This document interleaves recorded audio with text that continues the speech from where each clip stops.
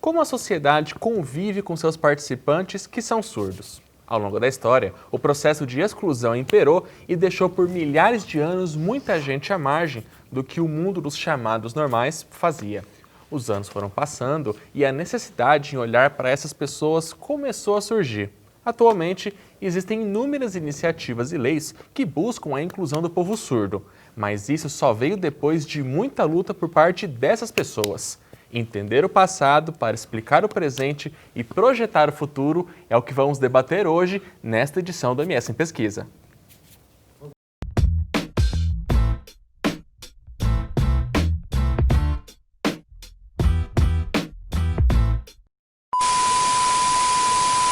A presença do surdo na sociedade tem sido algo cada vez mais comum de se ver no dia a dia. Antes, eles estavam restritos mais a centros de atenção ou até seus próprios grupos de relacionamento. Mas eles tiveram que tomar para si o trabalho de se fazer ser visto pela sociedade.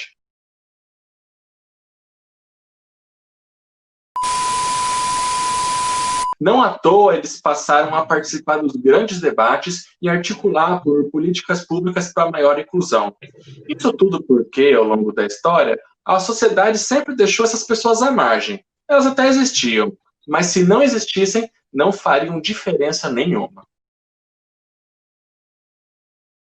A questão da invisibilidade é algo muito sério no mundo todo, né? Não apenas para a pessoa que é surda, mas uma série de outras categorias sociais vive na invisibilidade.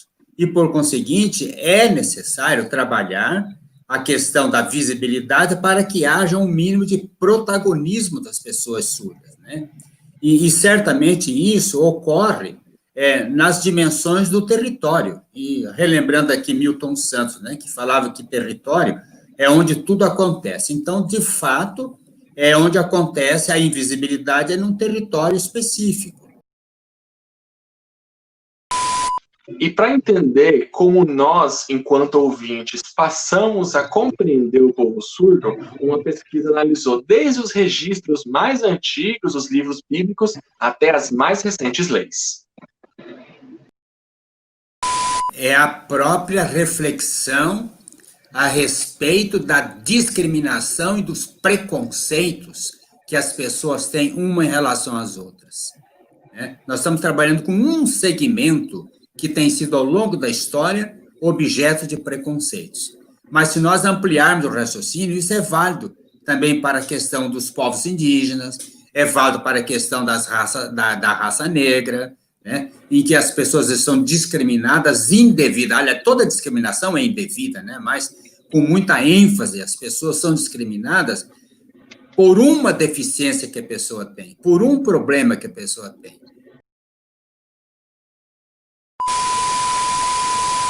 Essa pesquisa ela foi desenvolvida num ambiente que precisou se adaptar.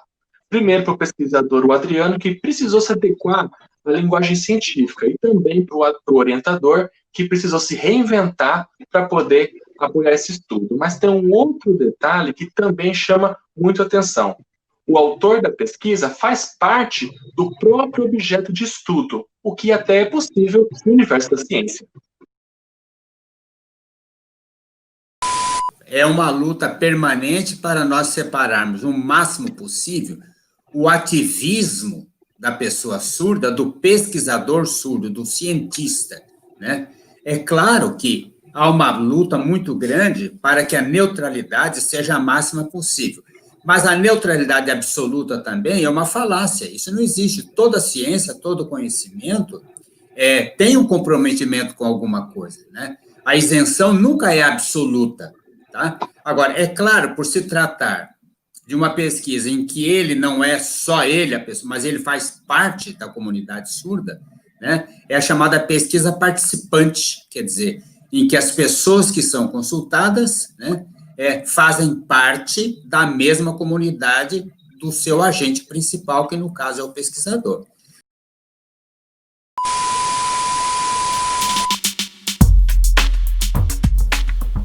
Licenciado em Pedagogia, Adriano de Oliveira Gianotto é pós-graduado em Libras, mestre em Desenvolvimento Local pela CDB e agora doutorando pelo mesmo programa lá da Universidade Católica Dom Bosco. Atua hoje como professor de Libras na Universidade Federal de Mato Grosso do Sul. Adriano, muito obrigado pela sua participação.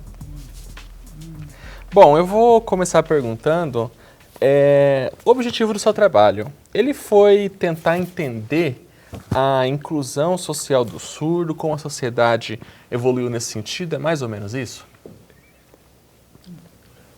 Nossa pesquisa é voltada para a visibilidade e protagonismo da pessoa surda, que não existia, pois haviam inúmeros obstáculos. Pesquisei os atuais avanços nos últimos 25 anos que estimularam a criação de leis para a língua de sinais e como, mesmo com esse avanço, houve o aumento da exclusão.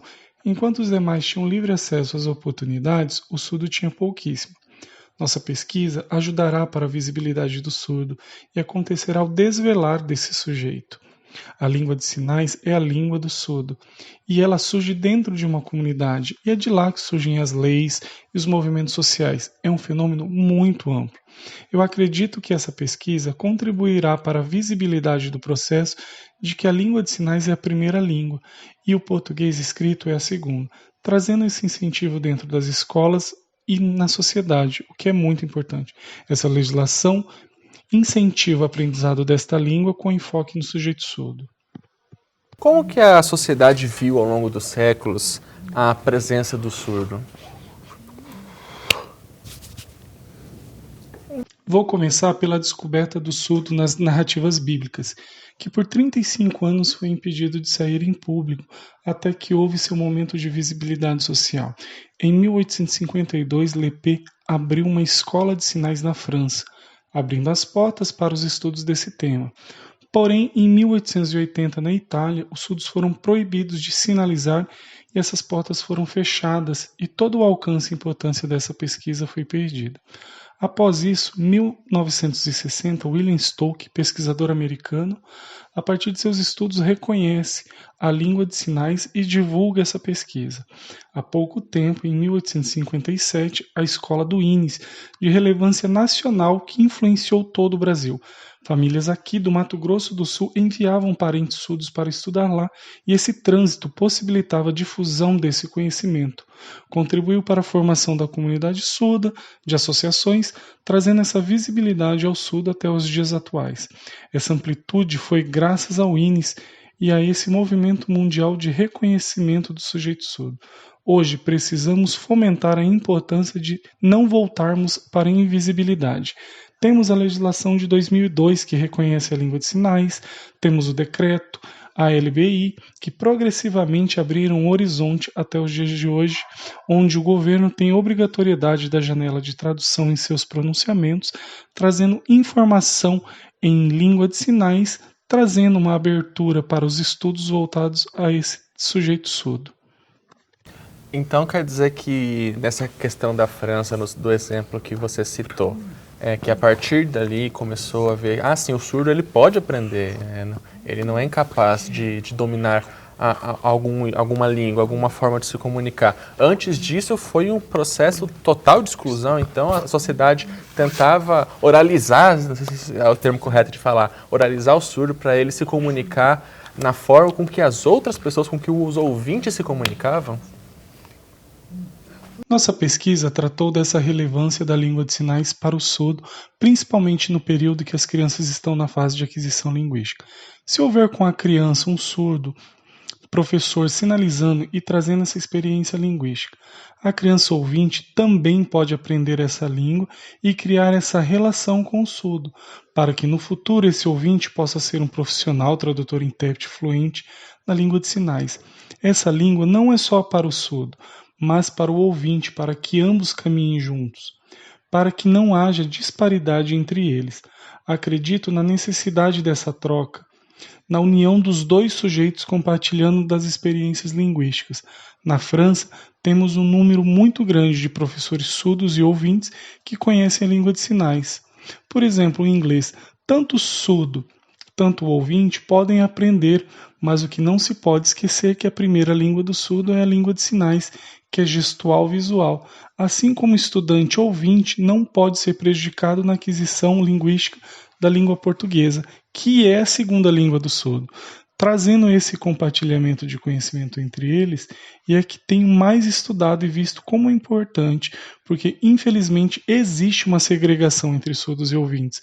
Agora, se ambos se conectarem, haverá grande evolução que trará produções legislativas e de movimentos sociais, porque houve essa união entre ambos. Se só os surdos estiverem nessa luta, isso não será possível, e é necessário essa conexão entre ambos para obter conquistas sobre a visibilidade do surdo. Eu percebi, pelo resumo, pelo que a gente conversou antes, que existem dois conceitos no trabalho, o de protagonismo e o de visibilidade. Quando a gente fala de protagonismo, para que o surdo pudesse começar a ser visto pela sociedade, ele teve que assumir esse protagonismo e dizer, olha, eu existo, eu preciso ser aceito nas minhas diferenças, que a sociedade, que a gente encontre uma solução para se comunicar que não seja a que vocês querem. Foi o protagonismo do surdo, e não de uma pessoa ouvinte, que abriu espaço para essa inclusão. Então, existem dois conceitos distintos. Um é o protagonismo, que remonta à história e todo o trajeto de barreiras e avanços que o surdo viveu para chegar a este lugar. E esse lugar em que ele chegou hoje é um lugar de visibilidade e reconhecimento desse ser social. Outro conceito é o de protagonista, que é o ser agora, que luta, se esforça, persiste, que media discussões com o governo sobre suas propostas e mobilizações pela causa. Então, enquanto uma trata do aprendizado e assimilação dessa história que constituiu em mim quem sou hoje como Adriano, então eu posso trabalhar e produzir projetos que contribuam com a legislação estadual, municipal, que influenciam na criação de escolas. Por isso é importante a inclusão. Por isso o surdo e o ouvinte precisam aprender Libras, que é uma comunicação visual. A Lei 10.436, que estabelece a comunicação visual e que tem uma gramática. Esses dois conceitos, ao se fundirem, há um fortalecimento e então conseguiremos avançar enquanto sociedade. Pode ser em 5 ou 10 anos possamos nos comunicar no meio social. Para isso é preciso estímulo, essa propagação da história que traz o protagonismo para que ele seja protagonista e conquiste esse lugar. Sim, é importante ser protagonista. Eu já produzi 14 projetos para a criação de centrais de interpretação em Três Lagoas, Aquidauana, Maracaju e assim sucessivamente, que promove a acessibilidade que é muito importante em vários segmentos, como justiça e vários outros. Eu, como surdo, tenho prazer quando percebo que conseguiremos alcançar 79 municípios no estado, então acredito que conseguiremos ter acessibilidade. Então, muitas das conquistas que a comunidade surda tem hoje vieram do trabalho, da cobrança dos próprios surdos? Sim, na verdade, eu já tentei várias vezes por meio de confronto, discussões, e percebi que não é por meio de embate, enfrentamento, que se consegue, mas pelo preparo, entendendo o funcionamento do ente municipal e assim conversando, mediando as ideias, você entrega para um prefeito, explica a proposta, para eles entenderem o que é a acessibilidade, quantos intérpretes, quantas pessoas vai ter o alcance, isso. Aí após ele entender, aceitar essa ideia, aí sim você apresenta a proposta para um vereador, um deputado, para o legislativo, media isso, para que após passar esse projeto, o prefeito possa sancionar. Ao contrário disso, você vai direto num vereador, explica, passa o projeto. O prefeito, a administração não conhece, o que ele faz? Veta o projeto. Então a primeira coisa que é o diálogo. Você tem que procurar os entes, apresentar a proposta e ter essa relação. Aí sim conseguir todas as aprovações necessárias. Então a gente precisa dialogar, ter um jeito, saber se relacionar entre eles. Agora o embate, o confronto, isso a gente não consegue nada. As conquistas vêm a partir do quê? do diálogo. E é um prazer muito grande para a comunidade surda essa abertura. Quando a gente fala dessas conquistas, um outro termo que dá do trabalho, se eu não me engano, é inclusão social. A inclusão linguística, ela tem relação com a inclusão social?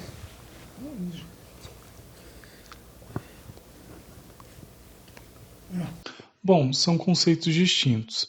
Existe o grupo ouvinte, ele tem costumes e cultura. Também temos o grupo do surdo, que tem sua identidade, sua cultura. Ele pode ser incluso no meio social, mas é necessário essa mediação, porque são duas visões de mundo diferentes. Um é oralista e o outro é sinalizante.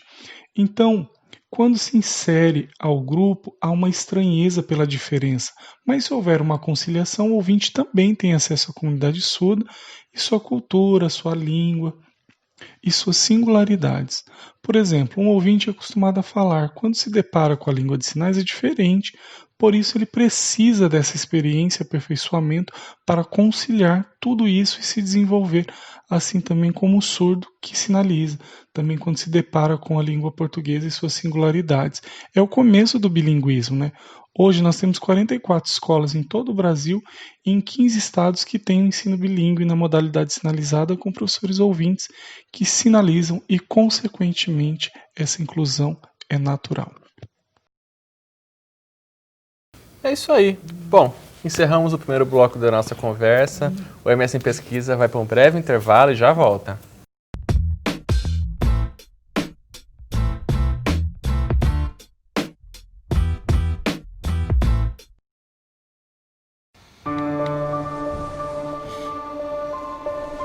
O novo coronavírus requer novos hábitos, urgentes. Lavar sempre as mãos, fazer uso do álcool em gel, proteger-se com a máscara. Hábitos simples que demonstram nosso respeito aos idosos e aos mais vulneráveis. Respeito ao próximo, seja quem for. Respeito àqueles que estão sob nossa responsabilidade e a nós mesmos. É verdade que novos hábitos exigem atenção e disciplina da nossa parte, mas é possível. Lavar sempre as mãos, fazer uso do álcool em gel, proteger-se com a máscara. Que o respeito à vida seja nosso novo hábito. Assembleia Legislativa de Mato Grosso do Sul. Contra o coronavírus, a favor da vida.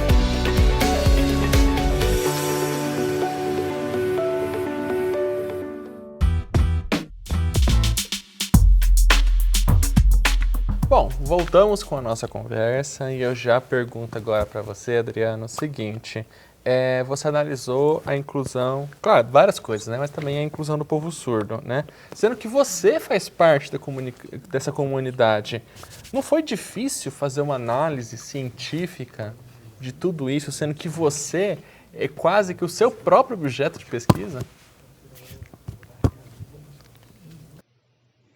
Então, hoje, sim, nós percebemos que eu sou surdo, sou do Mato Grosso do Sul, sou um pesquisador.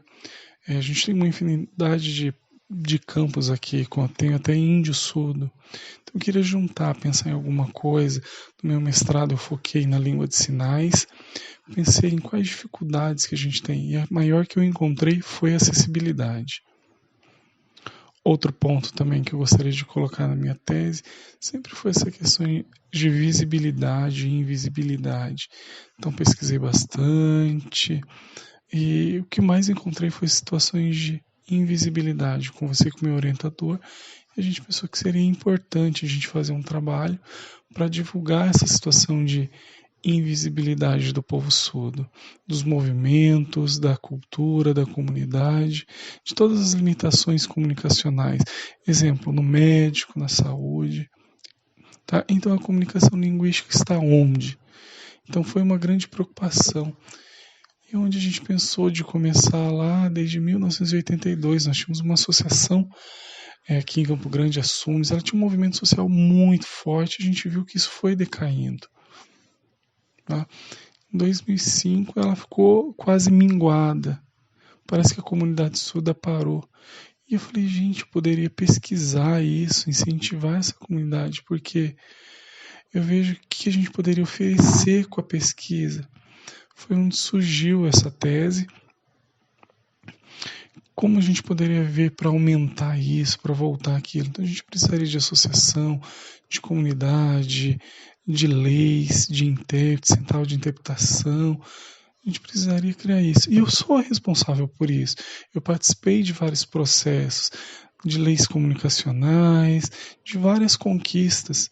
Então eu falei, acho que eu posso participar, eu posso estar dentro da tese também. Isso é importante a gente divulgar. Meu orientador falou, não, fora, em outros estados isso já existe, é um caminho. Ele tem seus prós e tem seus contras. E eu acreditei, falei, não, esse caminho eu acho que vai ser muito positivo e a gente vai ter muita conquista. Falar da inclusão e eu estar dentro dele, dentro dessa reflexão. É a primeira vez aqui no MS em Pesquisa que a gente recebe um surdo para falar do seu trabalho. Minha visão pessoal é que a gente, aqui, pelo menos aqui no Mato Grosso do Sul, ainda é recente a participação da comunidade surda nos programas de pesquisa que, ao meu ver, foram inicialmente feitos para atender aos ouvintes. Partindo dessa situação, como que foi a sua experiência em participar Você já fez o mestrado, está terminando agora o doutorado. Como foi essa experiência de entrar num espaço mais preparado para ouvintes? Ou não foi tudo isso? Já a universidade ela estava melhor adaptada para incluir você na pesquisa? Como é que foi? Então, na minha pesquisa, é importante frisar, tá? Só a inclusão, primeiro, na minha opinião, já é uma motivação para os surdos. Aqui os surdos não sabiam como entrar, não tinha esse tipo de informação. E eu percebi isso, mais ou menos 80% dos surdos não conhecem esse caminho, essa forma de agir. Tá? Então esse caminho é desconhecido. O ouvinte tem mais informação. Tá? Então a gente vê que tudo é muito oferecido para o ouvinte. Mas para o surdo, a gente já, se fazer essa comparação, nessa relação, ela é desigual. Então, até o objetivo da minha pesquisa é igual a municípios, Miranda, Dourados. A gente precisa que esses outros tenham, até hoje não tem. Tá? Então está tudo muito parado. Então o que eu queria fazer? Um projeto, para quê? Para a gente movimentar isso. Então a gente precisa agir, a gente precisa fazer, a gente precisa estar unido. Uma pessoa sozinha não dá conta. Então a gente precisa estar abrindo portas, sendo desbravador. Tá? Então percebo que é muito preocupante, o surdo está sempre aquém. Então a gente precisa consertar, motivar essas pessoas para que eles participem. Tem que ter em Dourados, os outros municípios, todos os outros têm que participar. Tá? Então é uma situação do desvelar, as pessoas precisam ver que isso acontece. Hoje eu já posso dizer, daqui dos 70% ainda estão invisíveis. Então 30% já começou a mudar isso. E o ouvinte não sabe da língua do surdo. Tá? E eu vejo que a gente precisa fazer um trabalho de empatia. Vou te dar um exemplo. Se eu tenho um surdo cego, as pessoas precisam saber a forma dele se comunicar. E para ele é mais difícil. Por quê? Eles precisam ter contato com os objetos. Forma de comunicação é sinestésica. O ouvinte não sabe disso. Então a questão de formação, de curso, todos esses nuances, ele precisa ter acesso. Então eu já entreguei um projeto no município, você precisa organizar um curso, precisa fazer isso, você precisa mudar desde a base. E eu acredito que no estado também, na prefeitura, a gente consegue mudar isso para mostrar esses novos caminhos. Eu tenho muita vontade na minha tese também de escrever o valor que esse desvelar causa. E inclusão também, isso é muito importante. Então, mas e quanto à linguagem científica? No doutorado já estava mais habituado com essa formalidade que a gente vê tão presente no meio acadêmico? O que eu senti mais dificuldade dentro da escrita foi que a gente caminhou dentro dos conceitos da fenomenologia. Tá? O que isso significa? Que às vezes o ouvir, o falar do ouvinte, que ele fala pela boca, houve essa interação, a gente fez essa relação de outra forma, porque o surdo, ele é visual. Ele se comunica o quê? Pelas mãos. Ele pode estar ouvindo pelos olhos, falando pelas mãos. Então eu quis colocar isso desta forma. O meu corpo igualmente ele ouve, tá? Então, todo esse tipo de percepção mais profunda, colocar ele em linguagem científica, falar de filosofia, de fenomenologia, trabalhei também com Foucault, situações de empoderamento, essas relações, significado do visual, das relações, o que certos grupos um oferece para o outro, o surdo e o ouvinte, o empoderar. Então eu quis trabalhar isso, peguei todos esses conceitos e tricotei ele. Tá? Então essa adaptação não foi fácil não. Tá? Então eu escrevia, passava para o intérprete fazia a tradução mais adequada na língua portuguesa, às vezes ele não entendia, demorava isso. Tá? Então português aí eu explicava em libras, passava para ele, escrevia de novo, fazia essa adaptação. Passava para o orientador, tinha dúvida, a gente fazia um trabalho de triangulação, entendeu? Entre nós. Demorou praticamente 3 anos a escrita, para você ter ideia. Tá? Então teve muita pesquisa, mas eu me sinto muito orgulhoso do doutorado e agradeço. Apenas o doutorado não, agradeço a todos que contribuíram comigo e eu quero dar esse retorno social. Bom, uma das pessoas que acompanhou o Adriano, a gente está aqui com o Cláudio Vasques, ele é intérprete, tradutor e intérprete de Libras da Assembleia Legislativa, mas ele também ele atua na Universidade Católica Dom Bosco, onde o Adriano está concluindo o seu doutorado. Eu queria perguntar para o Cláudio. Cláudio, claro, você já está bastante habituado em fazer essa inter-relação entre ouvintes e surdos, ainda mais aqui na TV Assembleia, que a gente há mais de um ano vem trabalhando bastante a intensificação da inclusão dos nossos conteúdos, mas no caso do Adriano. Cláudio, como que foi trabalhar termos tão difíceis, um conteúdo acadêmico que às vezes é muito engessado e trabalhar isso com ele, que faz parte da comunidade surda? Então, fácil não foi não, porque o doutorado ele já tem uma dificuldade que é inerente a ele, mas o que me ajudou foi que eu sou graduado em filosofia, sempre gostei muito de fenomenologia, então isso me ajudou, tá? O Adriano, o professor, sempre me ajudaram, eles colaboraram, e o Adriano passava para mim os textos que ele escrevia, a gente fez uma triangulação. Eu fazia as correções necessárias e passava para o orientador, tá? Então isso se tornou leve. Então fácil nunca foi, mas o texto pronto, finalizado, demorava um pouquinho, porque o Adriano tinha ideia, passava para mim, às vezes eu corrigia, eu não entendia, eu perguntava para ele, me explicava em língua de sinais, porque é a língua dele, né? A língua deles é a Libras, não a língua portuguesa. Aí ele me respondia, fazia as correções necessárias e passava. A hora que ele me dava ok, eu passava para o orientador dele. Já teve várias vezes dele não dar o ok para a gente voltava, e a gente trabalhou muito por e-mail, por vídeo, entendeu? Então a gente usou muitas mídias sociais, então tudo que a gente pôde usar de recurso, então esse contato ajudou. Fácil não foi, mas foi uma experiência muito rica para mim, foi ótimo. Então é isso. Mais um bloco aqui da Minha Sem Pesquisa. Daqui a pouco a gente continua conversando com o Adriano sobre outros detalhes da sua pesquisa e o que ele pensa do futuro, se ele quer continuar pesquisando esse assunto. Depois do intervalo aqui na TV Assembleia.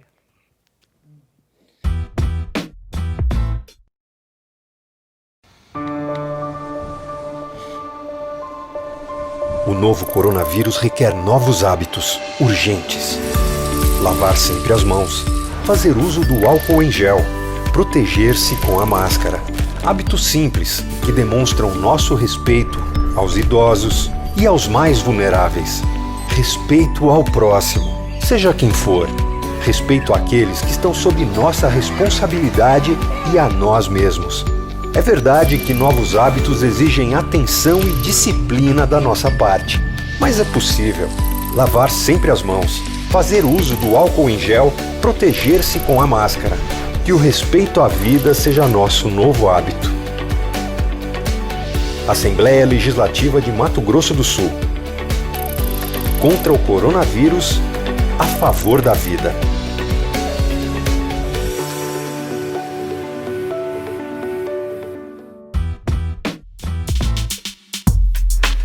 Bom, Adriano, você analisou muita coisa no seu trabalho, inclusive textos bíblicos, né? Você encontrou desses materiais bastante antigos registros já históricos da presença de pessoas surdas naquelas épocas? Boa pergunta, porque essa temática é bem importante. São muitos estudos e artigos que tratam a respeito disso, como a infinidade de crenças que são mais utilizadas no Egito, na Grécia e em Roma, e muitos outros. E nisso percebi que todo esse processo eu fui fazendo uma retrospectiva e pesquisando na Bíblia. E descobri um homem de nome Éfata. Ele sempre viveu isolado, não estava incluso, pelo contrário. Outro que aparece nos relatos é o paralítico. Então estes, ao receberem a ajuda de Jesus, você está sozinho? Você quer que eu o ajude? E foi quando Jesus fez o milagre. E os demais ficaram indignados ao verem isso. Com essa história, percebo que esse indivíduo sempre esteve isolado e escondido. Por 35 anos estava em invisibilidade e de repente vieram à luz. Com essa descoberta, em síntese, coloquei em minha pesquisa também quanto à história das várias línguas de Babel, onde houve a dispersão de várias línguas, e fiz essa comparação com a Libras e as suas variedades. Registrei esse primeiro encontro por não ter encontrado antes. Por isso, registrei tudo minuciosamente, porque a história grega todos já conhecem, mas a história, porém, antes disso, desconhecem. Quando mostrei aos professores que compõem a banca de qualificação e havia um padre na banca, acharam muito interessante divulgar esse dado histórico. Hoje eu acredito que é importante essa mostra, não porque ressalta a religião ou o catolicismo, o cristianismo, mas principalmente com enfoque no sujeito surdo enquanto pessoa descoberta. E isso me alegra registrar isso como um marco de todo o processo até hoje e propagar isso. Eu acredito que no futuro isso estará nos livros de forma mais difundida, onde as pessoas poderão entender como isso contribuiu na comunidade surda brasileira e também mundial. Se a gente fosse então fazer um grande balanço das suas observações durante a pesquisa, se tivesse que fazer a pergunta, olha, o surdo ao longo da história ele passou por um processo de inclusão e exclusão, até pelo que você falou agora dos relatos bíblicos, foi de exclusão, né, infelizmente. Hoje, no geral, eu digo que foi de preconceito, sim. E foram várias situações que eu presenciei nesse percorrer de tempo. Desde os 4 anos de idade, eu acompanhava meu tio na Associação dos Surdos. Sou muito grato pelo responsável disso. Meu tio surdo atuava lá e me arrastava a esse ambiente de sinalização. Também lembro que havia uma situação de inferiorização dos surdos mais idosos. Depois dos meus estudos no vestibular, em vários lugares onde estudei, havia inclusão? Não havia. Apenas éramos deixados de lado. Os professores sabiam Libras? E os alunos? E no meio acadêmico? Tinha interação? Também não acontecia. Estávamos isolados lá. E isso também aconteceu em estabelecimento, pois não sabiam se comunicar por sinais. Alguns não conheciam a cultura do surdo e eu registrei tudo isso para divulgar a todos para que isso não aconteça, para prevenir o isolamento, para que todos entendam que somos seres humanos, somos todos iguais, então para que não haja esse comportamento depreciativo. Às vezes não é especificamente em si excluir, mas sim a falta de conhecimento de quem é o surdo, de conscientização de quem ele é. Existe uma pesquisa no qual 65% dos surdos se sentem excluídos e 35% não se sentem e assumem uma postura de luta e de esforço para derrubar essas barreiras e acabar com essa realidade. E eu acredito que no futuro isso vai acabar.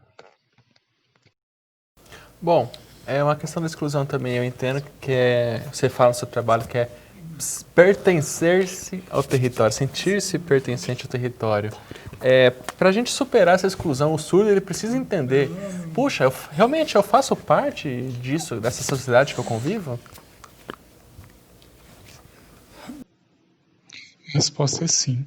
Existe essa necessidade de pertencimento. Sente essa necessidade de pertencer no ambiente escolar, universitário, entre outros.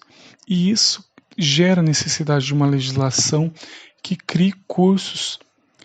Como vão conhecer o surdo se ele não estiver incluso? Há um tempo atrás, creio que foi ano passado, eu fui num grupo de pessoas e todos me olhavam e me perguntavam: ele é surdo? É doutorando? Não acredito. Porque não me conheciam. Quantas vezes eu tentei, tudo que eu já fiz. E eles me olhavam com desconfiança.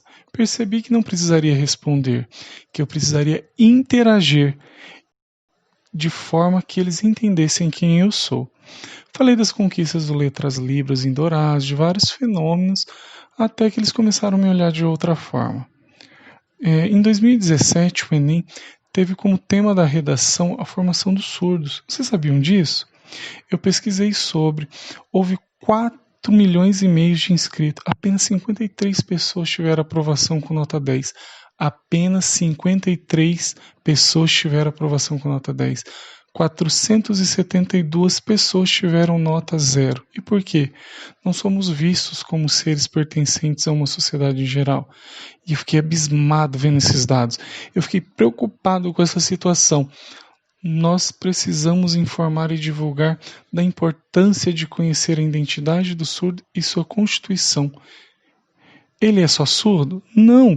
Ele é um ser de produção narrativa, literária, gramatical, cultural, teatral, metafórica. São 26 os aspectos linguísticos, ou seja, uma infinidade de língua traz consigo dentro de um só ser. É muito se parar para pensar.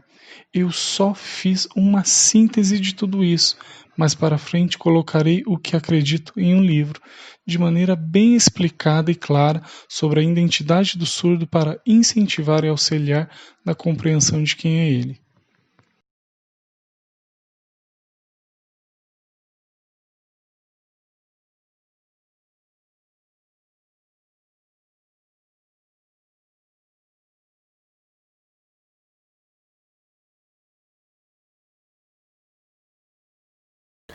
Bom, estamos caminhando para o final já da edição de hoje, mas eu queria perguntar, Adriano, a partir de tudo que você estudou, de tudo que você analisou e percebeu da sociedade e a inclusão da comunidade surda, a gente consegue, a partir de tudo isso que você viu, propor políticas públicas, refletir sobre esses dados para propor ações, legislações, para a gente seguir trilhando esse caminho da inclusão? Primeiro, quero começar explicando que eu já fui um avaliador e o surdo já foi muito prejudicado, por exemplo, no ambiente escolar. É colocado um intérprete que, quando eu avaliava esse profissional, ele era bom, tinha ótima qualidade e o surdo tinha um bom desenvolvimento. Às vezes, outro intérprete que não tem a mesma capacitação era alocado para aquele surdo e todo esse avanço se perdia. Por quê? Falta de conhecimento, de estudo, acompanhamento, conhecimento da língua portuguesa para transmitir para o surdo. Qual é a minha opinião sobre isso? Principalmente é sobre a qualificação do intérprete para atender o surdo. Eu fico triste que às vezes o governo toma medidas de alocação para as vagas de acordo com as demandas e isso às vezes não é satisfatório. Qual a minha proposta? É de preparar um projeto e entregar para o governo para a criação de uma escola polo, no qual todos os alunos surdos se reúnam e tenham um ensino bilíngue, onde todos sejam reunidos e interajam. Eu acredito que no futuro conseguiremos fazer isso. Já entreguei também projeto quanto à qualificação de intérpretes para atuarem no ensino superior, fazendo a tradução simultânea das aulas.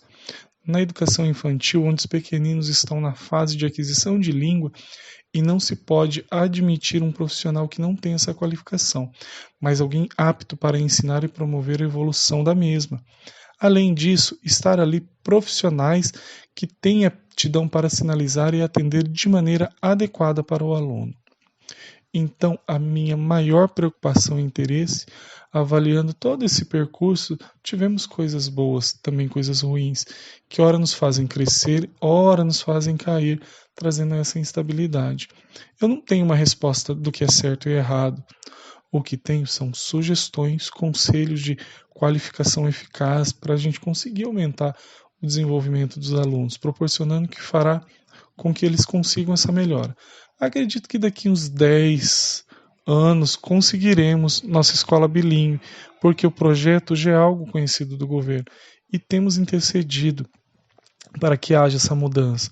Ainda não sou Deus, não sei como vai ser o futuro, a gente não tem bola de cristal, mas a resposta disso mas meu apoio vem das minhas observações e o respeito à escola bilíngue. Dessa interligação entre as formas de pensamento, eu não consigo exigir o que é necessário para fazer, mas eu tenho preocupação com as crianças na fase infantil, eles têm uma importância muito grande, vamos torcer para que consigamos. Bom, agora sim, caminhando para o fim, Adriano, gostaria muito de agradecer a sua presença aqui no MS em Pesquisa. E uma última pergunta que eu estava na curiosidade aqui, você pretende continuar pesquisando o assunto? Sim, nossa pesquisa ainda não está acabada. Ainda tenho conversado com alguns professores e com meu orientador e continuarei com a proposta de um pós-doutorado, porque esse tema é muito importante. A acessibilidade ainda precisa de muita pesquisa. Você viu a configuração dos intérpretes nas janelas das TVs? Já algo terminado? As escolas bilíngues já estão implementadas? Não. O atendimento em Libras no ambiente comercial já é algo acabado? Não. Há muita defasagem. Por isso, quero aprofundar minha pesquisa e entregar uma proposta como tese de pós-doutorado e continuar pesquisando. Eu não quero parar. E eu continuarei trabalhando, me esforçando e lutando por tudo isso. Quero agradecer ao intérprete de Libras e a você que me entrevistou. Se tiver alguma pergunta, estou à disposição. Bom, é isso aí. Eu que agradeço. E o MS em Pesquisa, que é sempre exibido ao longo da programação da TV Assembleia, canal 9 da Operadora NET em Campo Grande e também lá em Dourados. E você confere também toda a nossa programação lá no YouTube da Assembleia Legislativa de Mato Grosso do Sul. Tem os programas da TV Assembleia e também todas as outras entrevistas com pesquisadores sul-matogrossenses. É isso aí, nós ficamos por aqui. Tchau!